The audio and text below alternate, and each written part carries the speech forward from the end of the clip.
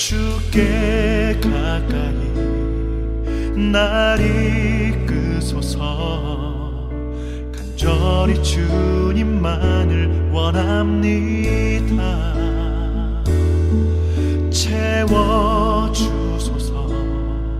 주의 사랑을 진정한 찬양 드릴 수 있도록. 오늘 우리에게 주신 말씀 함께 보겠습니다. 구약 성경 여호수아 1장 1절부터 9절 말씀.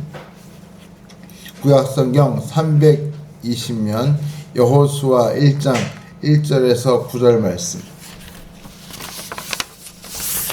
한 절씩 나누어서 읽도록 하겠습니다. 제가 먼저 1절 읽습니다.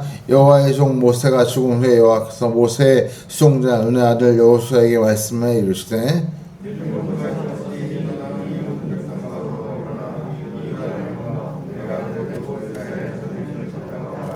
내가 모세에게 말한 바와 같이 너희 발바닥으로 밟는 곳은 모두 내가 너에게 주었노니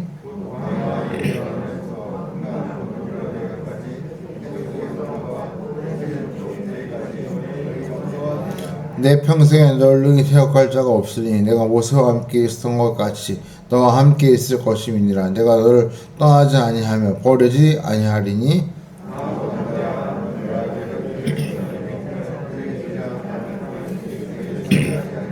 오직 강하고 굳게 담대하여 나의 종 모세가 내게 명령한 그 율법을 다 지켜 행하고 우러나 좌우러나 치우치지 말라. 그리하면 어디로 가든지 형통하리니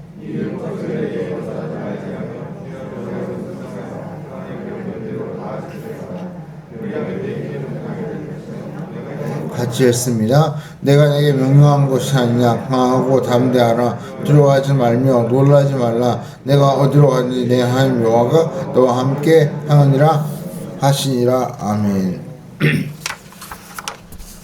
영국의 유명한 경제 전문지 가운데 이코노미스트라는 그런 잡지가 있습니다. 이 잡지가 매년 연말이 되면 다음 해를 전망하는 그런 책을 발간합니다. 그래서 작년 연말에도 이코노미스트 2022 세계 대전망이라는 책을 12월 달에 발표를 했습니다. 그 책에 보면 올해 2022년에 어떤 이슈가 일어날지 또 앞으로 올해 어떤 일들이 펼쳐질지 전망하는 그런 글들이 실려 있습니다. 거기서 특히 제가 눈에 띄는 내용 중에 최근에 우리의 상황과 관련해 가지고 한 가지 눈에 띄는 내용이 이 코로나19가 전염병에서 풍토병으로 약화될 것이다. 그런 전망을 내놓고 있습니다. 새로운 항바이러스제가 개발되고 또 개선된 치료제가 나타나면서 다양한 백신이 등장하여 이 질병이 이제는 더 이상 생명을 위협하는 질병이 아니라 마치 유행병처럼 감기처럼 계절에 따라서 발생했다가 사라지는 그런 질병이 될 것이다. 그런 전망을 내놓고 있습니다. 그것만 보면 굉장히 낙관적이고 참 이제는 우리가 이 코로나에서 벗어날 수 있겠구나 이런 생각이 드는데 아직은 낙관하기가 참 이르다 이런 생각이 듭니다. 참 하루속히 이런 날이 왔으면 좋겠습니다. 특히 지난주에 이렇게 코로나 확진자가 1일 확진자가 10만 명이 넘고 또 심지어 국가에서 운영하는 국가수의 과학연구소의 분석에 따르면 3월 초가 되면 36만 명이 하루에 확진자가 나올 것이다. 이런 예상까지 내놓고 있기 때문에 사실 걱정이 됩니다. 우리가 걱정만 할 것이 아니라 기도하면서 참 이 질병이 정말 풍토병이 되고 이제 더 이상 생명을 위협하는 질병이 되지 않도록 우리가 기도하는 그런 마음이 필요할 줄 믿습니다. 그래서 어떤 분은 지금 이 시대를 가리켜서 삼불시대 이렇게 표현하는 것을 보았습니다. 삼불이 뭔가 보았더니 불안의 시대, 불확실의 시대, 불안정의 시대, 즉 불확실, 불안정 이렇게 삼불로 시작하는 삼불의 시대라고 그렇게 이 시대를 표현하는 걸 보았습니다. 그야말로 예측 불가능한 이런 삼불의 시대를 지금 우리가 살고 있구나 그런 생각을 하면서 한 가지서 우리가 이런 삼불의 시대에 어떻게 하면 하나님께서 주신 이 형통한 삶을 누리며 살 수 있을까?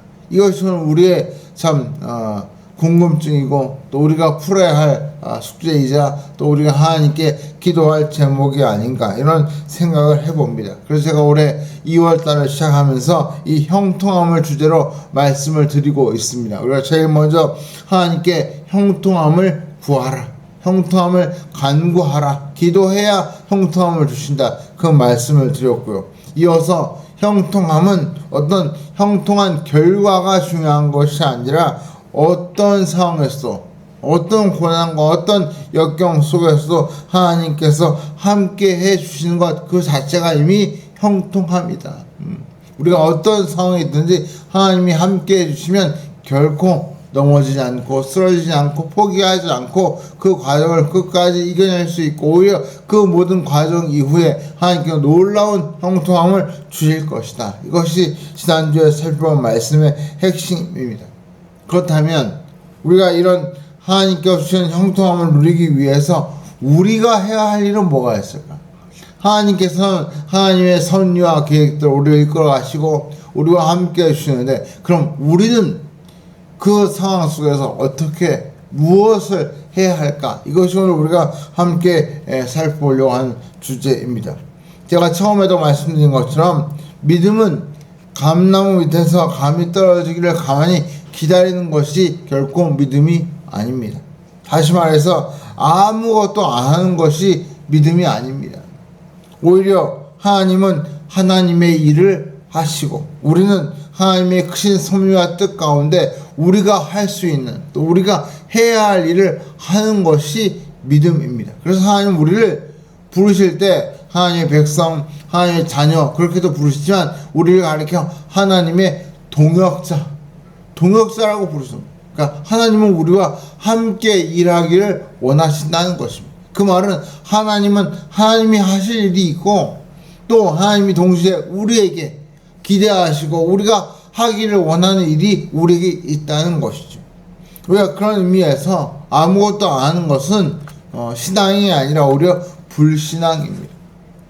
유명한 신학자 칼빈이 그 여러 유명한 명언을 남겼는데 그 중에 제 귀에 지금도 기억나는 유명한 라틴어 표어가 있습니다. 뭐냐면 오라레 에트 라보라레 이런 말입니다. 제가 뭐 라틴어를 그때 신학교 다닐 때 배우면서 그때 교수님이 실판에 딱 써주셨는데 그게 지금 30년이 지난 지금까지 기억에 남는데 그 말이 오라레 에트 라보라레란 말이에요.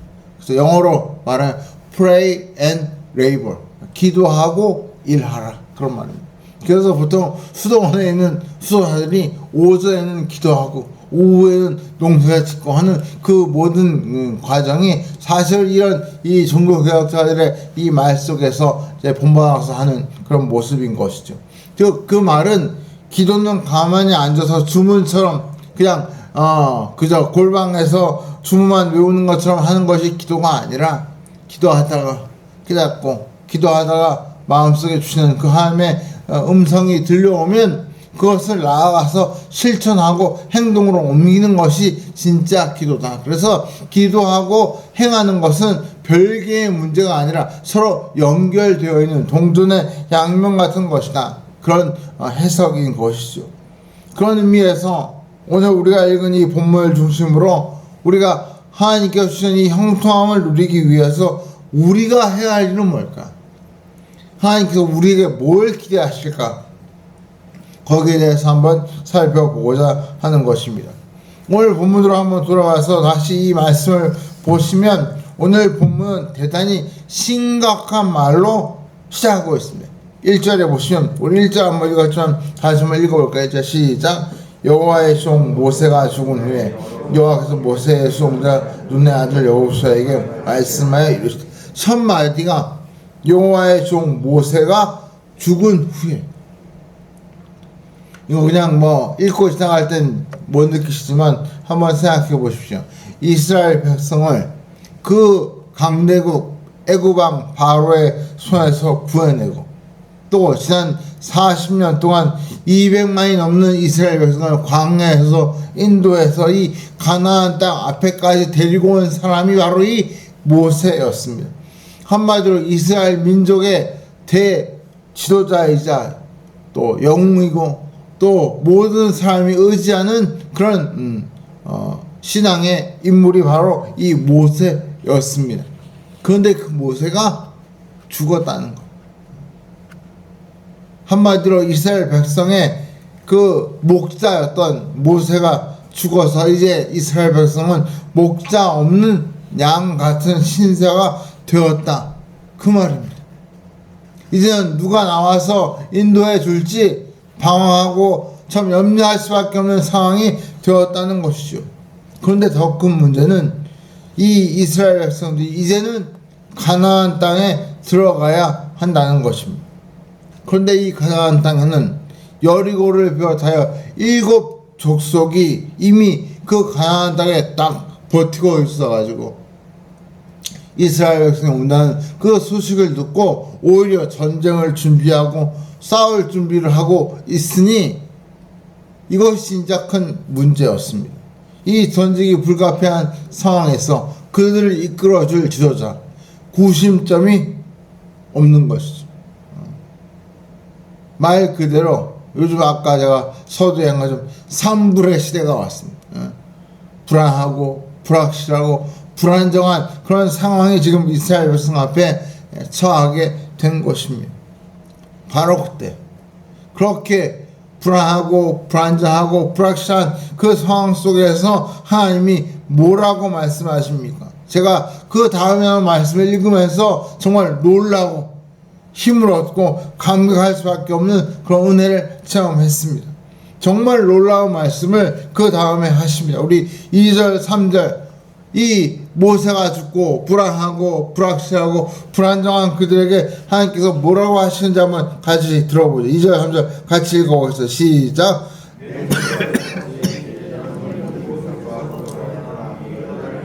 내가 그들 곧 이스라엘 성에서 그 땅으로 가나. 내가 모세에게 말한 바와 같이 너희 밟고 밟는 곳은 모두 내가 너에게 주었노니. 여기 보니까 모세의 뒤를 이어 조정하는 여호수아에게 이렇게 말씀하십니다. 이 백성을 데리고 요단강을 건너가라. 요단강 너머에 가나안 땅이 있는데 걱정하지 말고 요단강을 건너가라. 그리고 또 뭐라고 말씀하십니까? 그 다음 말이 너무 힘이 돼요. 너희 발바닥으로 밟는 곳은 모두 다 너희에게 주겠다. 이건 좀 그야말로 황당한 약속이죠. 근데 듣기에 따라서는 이보다 더 큰 위로와 능력이 없습니다. 네가 가고 싶어? 발로 밟아 가. 그럼 내가 너에게 줄게. 그 말은 어디든지 다 주겠다는 것입니다. 이 말씀 속에는 여러 가지 의미가 담겨 있지만 한마디로 정리하면 이스라엘 백성을 지금까지 인도해온 지도자는 사실은 모세가 아니라 여호와 하나님이셨다는 것입니다. 그러니 그 하나님께서 뭐라고 하시는 거예요? 나만 믿고 따라와라. 나만 믿고 따라와. 너희가 지금까지 모세를 믿고 따라온 것처럼 보이지만 사실 모세는 하나님을 믿고 따라왔기 때문에 여기까지 온 것이고, 그런 의미에서 모세가 설령 죽었다 하더라도 걱정하지 마라. 나만 믿고 따라와라. 그 말입니다. 그리고 그 다음부터 하시는 말씀 한 구절 한 구절이 정말 주옥 같은 말씀이 아닐 수 없습니다. 그래서 많은 분들이 여호수아서 1장을 대단히 좋아하고 저도 좋아합니다. 제가 과거에 했던 지난 10년 동안 설교를 보니까 이 여호수아서 1장만 한 3번 설교를 했더라고요. 금요일 때 주일날 한 3번 했는데, 물론 3번 다 다른 내용으로 설교를 했지만 그만큼 이 1장은 저뿐 아니라 많은 성도들에게 큰 힘이 되고 감동이 되는 것입니다. 뭐라고 주옥 같은 말씀을 하고 계실까 보았더니 5절에 이렇게 말씀하죠. 5절 한번 읽어보죠. 시작. 내 평생에 너를 능히 대적할 자가 없으니 내가 모세와 함께 있었던 것 같이 것임이니라. 내가 너를 떠나지 아니하며 버리지 아니하리. 아멘. 뭐라고 하십니까? 내가 너와 함께 있을 것이다. 제가 지난주에 형통함의 핵심이 뭐라고 말씀드렸습니까? 하나님이 함께 주시는 것 그 자체가 형통함이라고 했습니다. 근데 지금 하나님께서 형통함이라는 표현을 사용하지는 않았지만 이미 그 형통함의 핵심을 선포하신 거예요. 내가 너와 함께 있을 것이다. 그리고 그 다음에 다시 한번 뭐라고 강조하십니까? 함께 있다는 말이 뭔가 좀 이렇게 약하다고 느낄지 몰라서 한 번 더 쐐기를 박듯이 하신 말씀이 내가 너를 떠나지 아니하고 그 다음 말 버리지 않겠다. 버리지 않겠다. 여러분 이 말만큼 우리의 힘이 되고 위로하는 말씀이 또 어디 있습니까? 내가 너를 버리지 않겠다. 사랑하는 성도 여러분, 오늘 우리가 아무리 세상적으로 산불시대고 불안과 염려와 불확실이 밀려온 시대라고 할지라도 이 말씀을 마음에 붙들고 새기고 이 말씀을 믿고 아멘 할렐루야 나아가면 하나님께서 이 말씀대로 우리를 지켜주시고 떠나지 아니하고 버리지 아니하시고 함께 하시는 줄 믿습니다. 그렇다면 이처럼 하나님께서 주시는 이 형통함을 누리기 위해서 하나님은 여호수아에게 또 이스라엘 백성에게 무엇을 당부하고 계십니까? 이게 바로 이제 우리 입장에서 해야 할 일인 거죠. 두 가지를 당부하고 계십니다. 두 가지. 그 첫 번째가 무엇입니까? 바로 하나님의 말씀을 지켜 행하라 하는 거죠. 하나님의 말씀을 지켜 행하라. 우리 7절, 8절 같이 한번 읽어볼까요? 시작. 오직 강하고 극히 담대하여 나의 종 모세가 내게 명령한 율법을 다 지켜 행하고 우나 저나 치우치지 말라. 그리하면 어디로 가든지 형통하리니 이 율법책을 내 입에서 떠나지 말게 하며 주야로 그것을 묵상하여 그 안에 기록된 대로 다 지켜 행하라. 그리하면 내 길이 평탄하게 될 것이며 내가 형통하리라. 여기 보니까 형통이라는 말이 두 번이나 등장합니다. 두 번이나. 근데 이 형통이라는 말 앞에 마치 수식어처럼 따라붙는 전제가 있습니다. 7절에 보니까 나의 종 모세가 내게 명령한 율법을 다 지켜 행하고 좌우나 우로나 치우치지 말라. 그러면 형통할 것이다. 또 8절에는 이 율법책을 내 입에서 떠나지 말게 하며 주야로 묵상하여 그 안에 기록된 대로 다 지켜 행하라. 그러면 네 길이 평탄할 것이다. 표현은 다르지만 하나님께서 결국 두 번에 걸쳐서 똑같은 말씀을 하고 계십니다. 바로 하나님의 말씀을 지켜 행하라. 그리하면 평탄할 것이다. 하나님의 말씀을 지켜 행하라. 그리하면 평탄할 것이다. 8절에 있는 대로 율법책, 즉 하나님의 말씀인 성경책을 주야로 묵상하고 그 말씀을 마음속에 새길 때 그것이 우리를 평탄한 길로 인도하는 지침서가 된다는 말씀입니다. 우리 교인 중에는 그런 분이 안 계시는데 정말 너무 다행이라고 생각이 되는데 가끔 보면 신앙생활에서 복을 받으려면 기도만 잘하면 된다 이런 생각하시는 분들이 간혹 계시는 것 같아요. 좀 저는 착각이라고 생각합니다. 기도만 잘하면 되지 뭐 다른 건 필요 없어 뭐 이런 분인 거죠. 그래서 성경 말씀도 전혀 읽지 않고 그냥 뭐 제자 훈련도 필요 없고 주야 장창 그냥 기도만 하시는 그런 분들이 간혹 계십니다.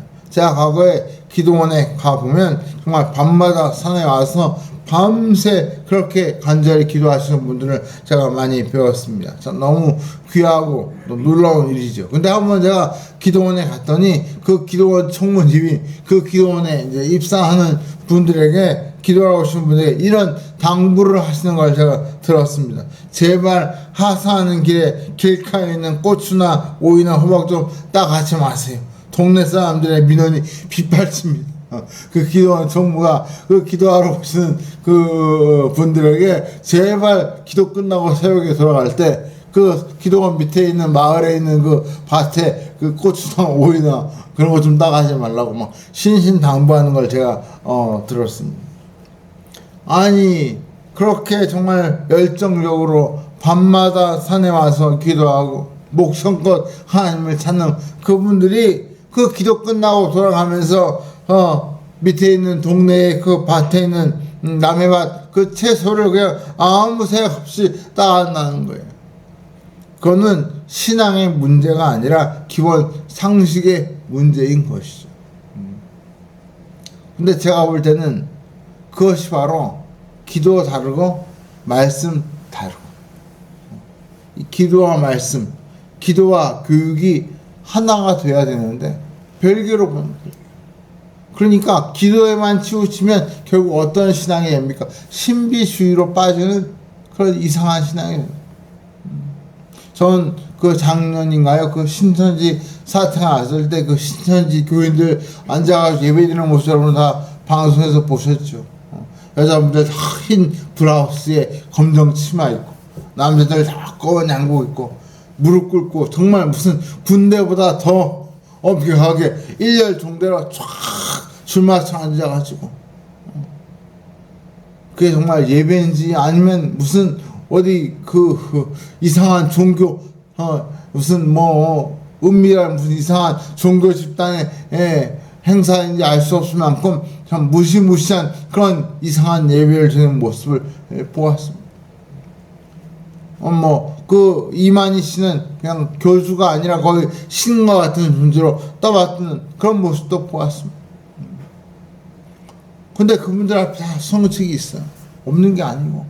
근데 그 성책을 정말 하나님의 말씀으로 진정으로 믿고 받아들이면 그런 이상한 신앙에 빠지지 않는 것이죠. 근데 성경책은 펴놓고 있지만 그들이 보는 건 그 말씀이 아니라 그냥 사람을 보는 사람. 그러니까 잘못된 신앙에 빠지게 되는 것입니다. 기도만 열심히 하는 분들 중에 왜 하나님이 내 기도에 응답 안 해주시냐고 불평하는 분들 계십니다. 제가 볼 때 그분들은 하나님께 직접적인 음성을 듣고 싶어 하시는 것 같아요. 물론 기도할 때 하나님께서 직접 음성을 들려주시기도 하시지요.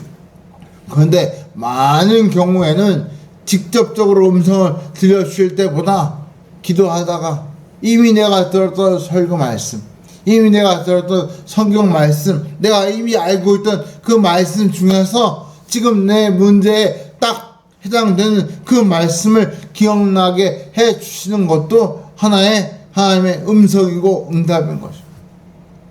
저는 오히려 그래서 개인적으로 기도할 때 하나님 괜히 직접 음성을 들려주셔가지고 저를 혼동스럽게 하지 마시고 두렵게 하지 마시고 제가 기도할 때 제가 이미 여러 번 읽은 이 성경 말씀 중에 정말 제가 기도한 이 문제에 해답이 되는 말씀을 저에게 기억나게 해주시고 그 말씀이 깨닫게 되고 그 말씀이 제 마음속에 와 닿게 해 주십시오.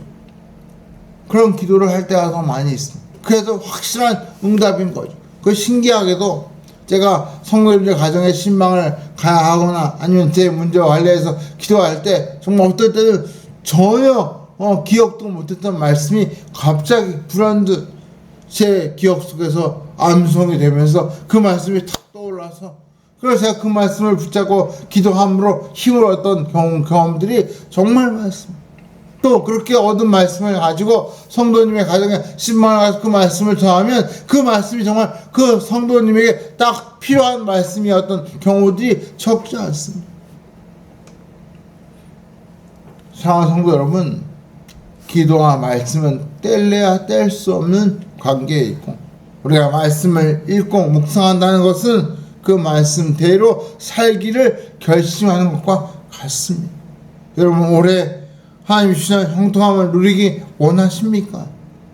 하나님 말씀을 읽고 묵상하고 거기서 깨달은 대로 지켜 행하시기 바랍니다. 이것이 바로 형통함을 누리는 첫 번째 비결입니다. 그렇다면 두 번째로 하나님 기도의 말씀에서 우리에게 당부하시는 핵심이 무엇입니까? 오늘 우리가 읽은 본문에 무려 3번이나 반복해서 하시는 말씀이 있습니다.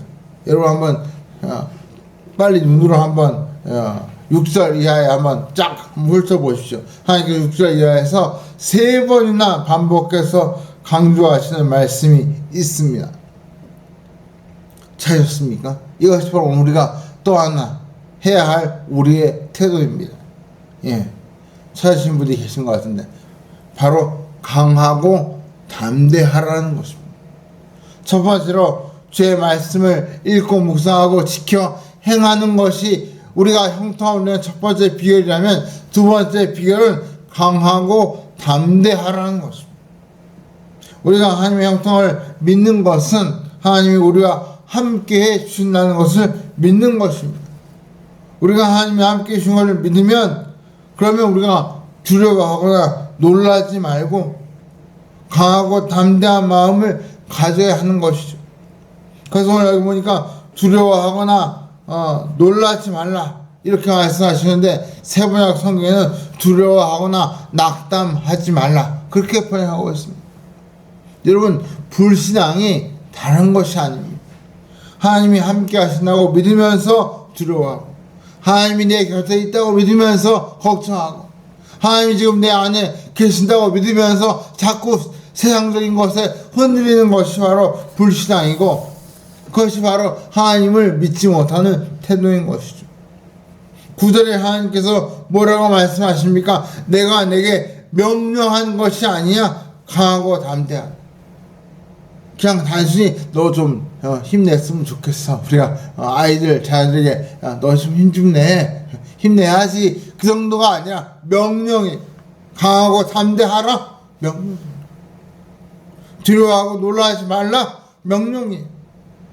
하나님이 우리에게 명령하고 계십니다. 사실 가나안 7 족속과의 큰 전쟁을 앞둔 여호수아에게 필요한 것이 정말 많이 있었을 것입니다. 전쟁에 사용할 무기도 필요하고, 또 적에 대한 정보도 필요하고, 또 탁월한 군사 작전도 세워야 되고, 필요한 게 한두 가지가 아니었죠.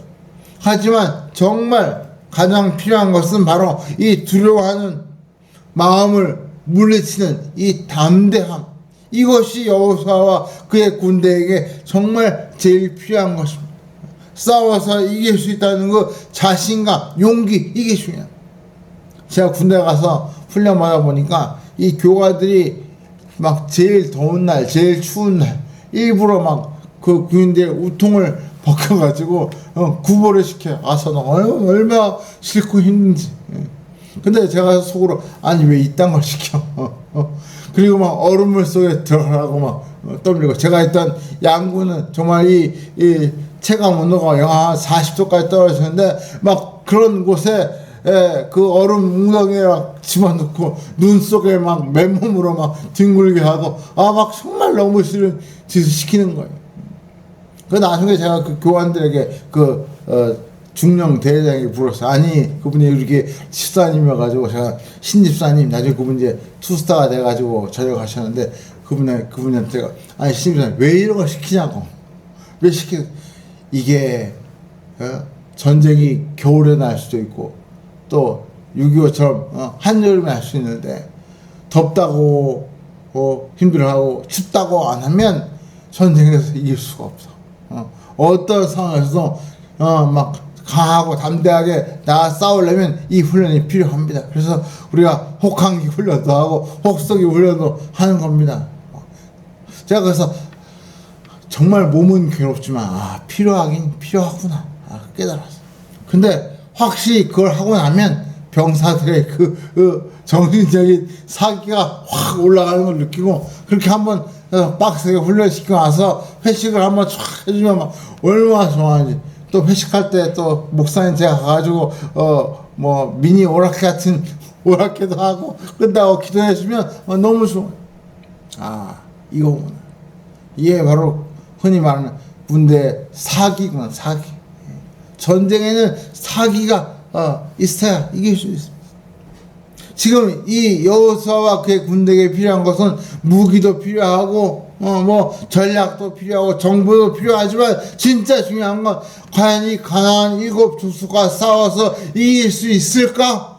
그 두려워하는 마음, 염려하는 마음인데, 그 마음을 하나님께서 그냥 부드럽게 아니 힘 좀 내봐, 좀 잘할 수 있어, 그게 아니고 명령이 강하고 담대하라, 두려워하지 마라. 너무나 서서히 퍼토록 지금 명령하시는 거예요. 오히려 그 명령은 이스라엘 백성의 그 사기를 끌어올리는 원동력이 되는 것입니다. 하나님께서 이렇게 말씀하시는 그 이유는 너희가 전쟁에서 이기고 지는 것 가나안 땅을 정복하느냐 못하느냐 하는 것은 너희의 숫자가 군대 숫자가 많고 적음이나 작전 무기의 능력에 달린 것이 아니라 오직 너희가 하나님의 말씀을 지켜 행하느냐 행하지 않느냐 거기에 달려있다 기억해라 그 말씀.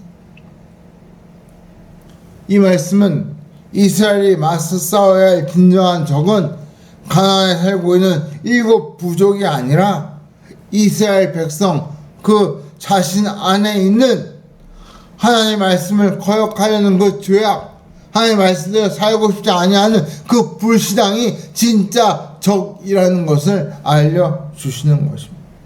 내면의 적, 즉 내면에 있는 이 불신앙과 불순종을 이기는 것이 바로 진정한 승리, 진정한 형통의 비결이라는 말씀을 지금 하나님께서 하고 계시는 것입니다. 오늘 우리도 그렇습니다. 오늘 우리가 정말 싸워야 할 적이 무엇입니까?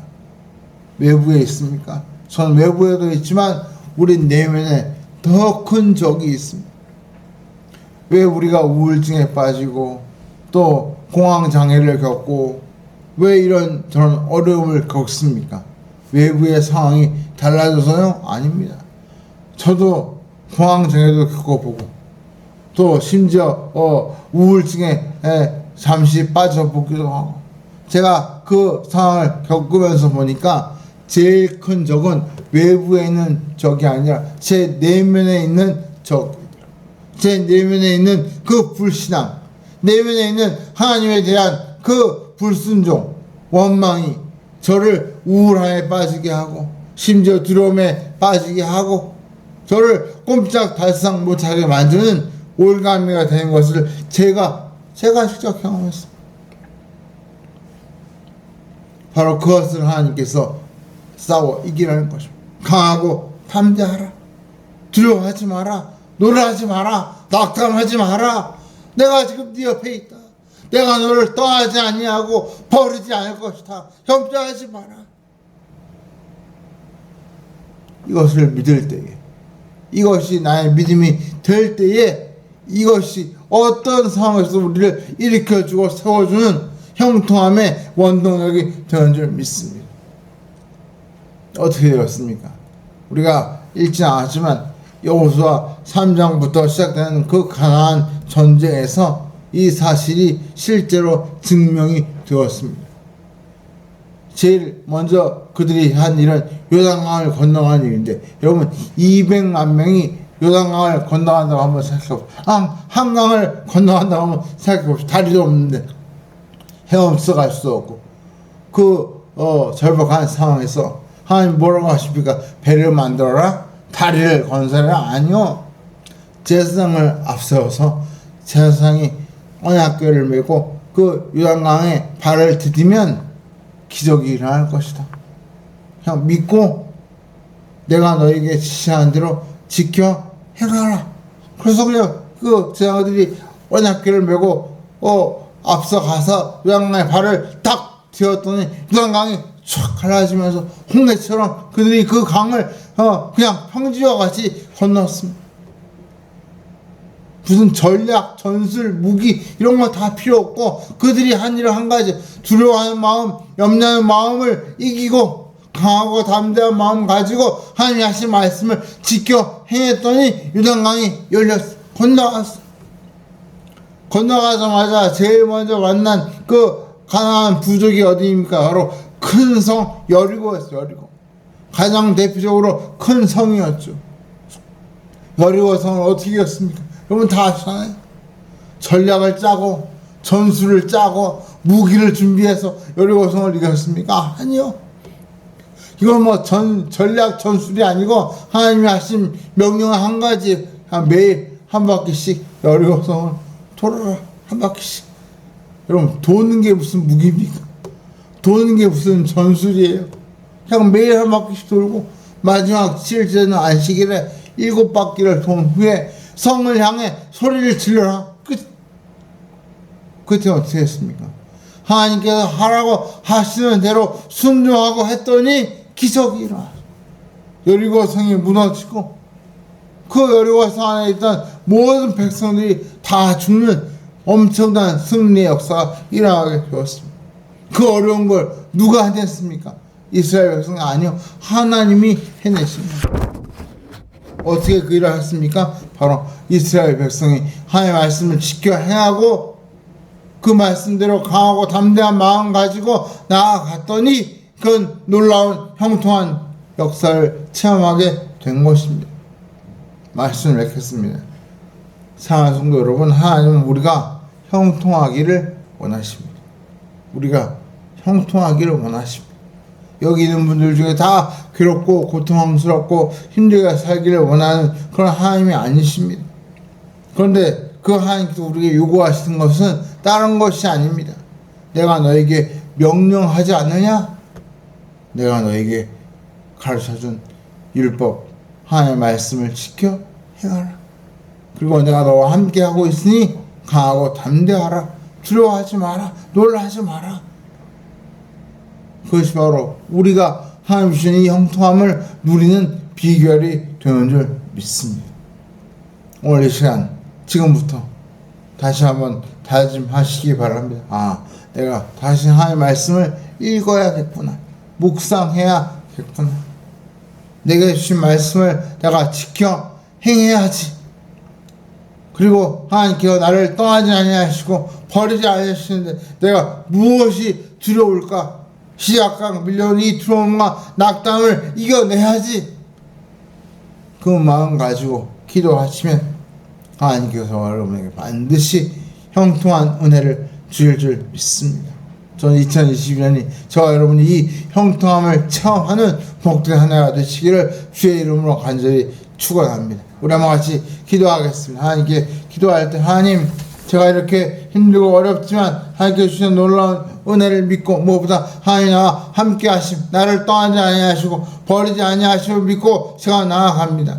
이 믿음 가지고 기도할 때 하나님께서 우리 마음속에 주의 음성을 들려주시고 주의 말씀을 깨닫게 해주시고 또 그 말씀대로 살 수 있도록 지켜 행할 수 있는 순종의 은혜를 더하여 주시고 우리 마음속에 두려움과 염려, 걱정과 불안이 물러가게 하여 주시옵소서. 우리 시간 같이 이 말씀을 하시면서 다시 한번 기도하겠습니다. 할렐루야. 사랑의 하시는 아버지 하나님 감사합니다. 오늘 시간에 아버지 오셔서 이 말씀을 전하면서 저희가 형통함을 말하는 우리의 영무서 아버지 낙담한 저희 모습을 용서해 주시고 이 시간을 저우리를 하나님의 일어나게 하시고 그리고 생이 원하시는 그런 기적을 일어나게 하시고 이렇게 하는 것이 아니라 하나님의 말씀을 이 말씀을 지켜나 하나님의 말씀을 공장을 경험하는 것을 열심히 이런 것을 하나님 믿습니다. 이런 기간을 일어나게 해주시고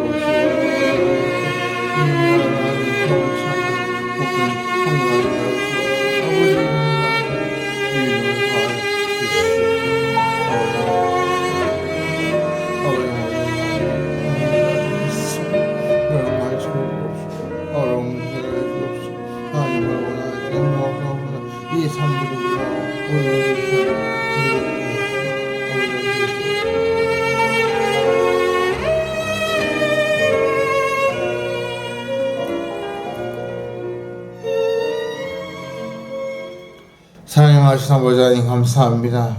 오늘 저희들이 여호수아가 모세가 죽은 이후에 두려움과 염려와 걱정, 정말 불안과 불확실 속에 빠져 있을 때 이 말씀을 통하여 여호수아와 이스라엘 백성을 다시 한번 일으켜 세우시고 그들에게 믿음과 확신을 주시고 형통한 은혜를 주신 이 귀한 말씀을 오늘 저에게 주신 말씀으로 받고 아멘으로 할렐루야 이 말씀을 우리 마음에 담기를 소원합니다. 하나님 이 말씀을 들은 이 자리에 모여 숙인 우리 모두에게 이 말씀이 나를 향한 하나님의 음성이 되게 하여 주옵시고 이 말씀대로 믿고 아멘하며 나아갈 때에 참 우리 앞에 요단강이 갈라지고 여리고성이 무너지는 놀라운 형통함을 누리게 하여 주시옵소서.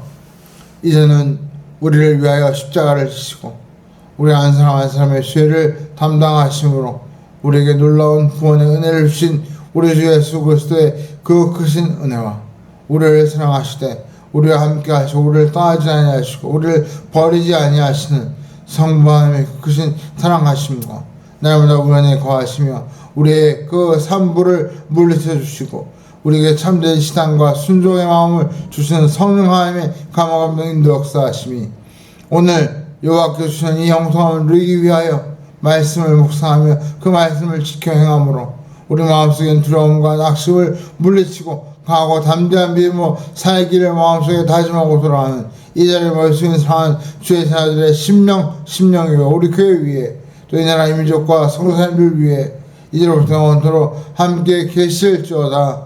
아멘.